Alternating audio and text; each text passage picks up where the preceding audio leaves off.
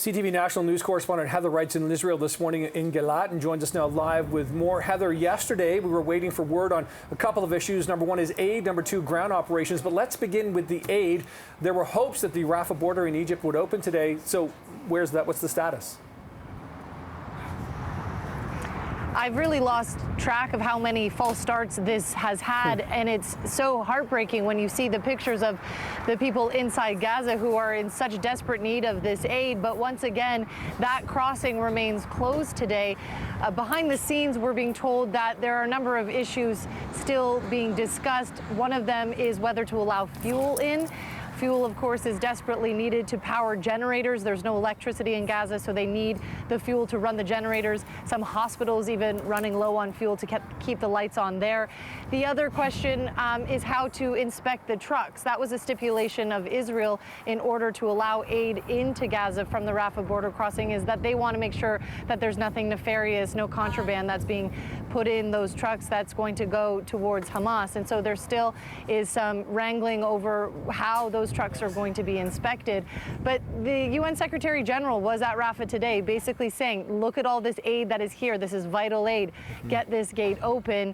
So it seems as though it is going to open at some point. They're trying to figure out all the back channel, ways that it's going to work, but it does need to open sooner rather than later, and the hope that it was going to open today still has not materialized. And now let's move over to the ground operations in Gaza. The Israeli Defense Minister and Prime Minister Benjamin Netanyahu visited troops yesterday. Do they seem to be on the move yet? You know, we're here in the south.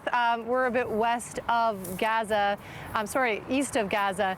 And you just see a ton of troops and soldiers and military equipment traveling through this area. We were a bit closer to the Gaza Strip before.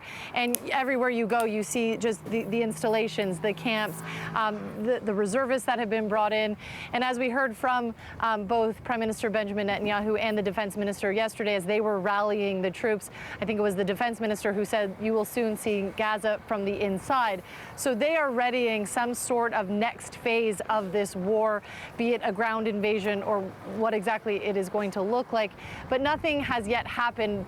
It is likely that they are waiting for that aid to get in before they go in, but it remains to be seen when exactly they might start their operations.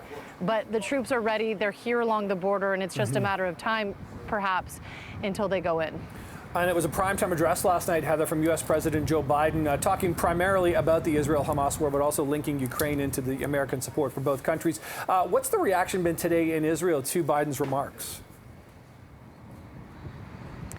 You know, Nick, often where you travel here in Israel, you'll see the Israeli flag and you'll see an American flag.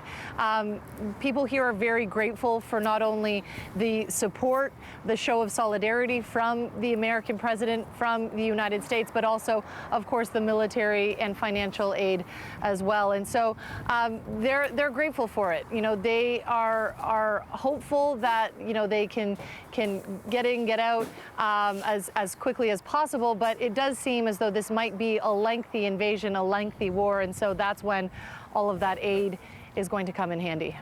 Absolutely. Okay, CTV National News correspondent Heather Wright live in Galat, Israel this morning. Heather, thanks very much for this. Appreciate it. Thanks.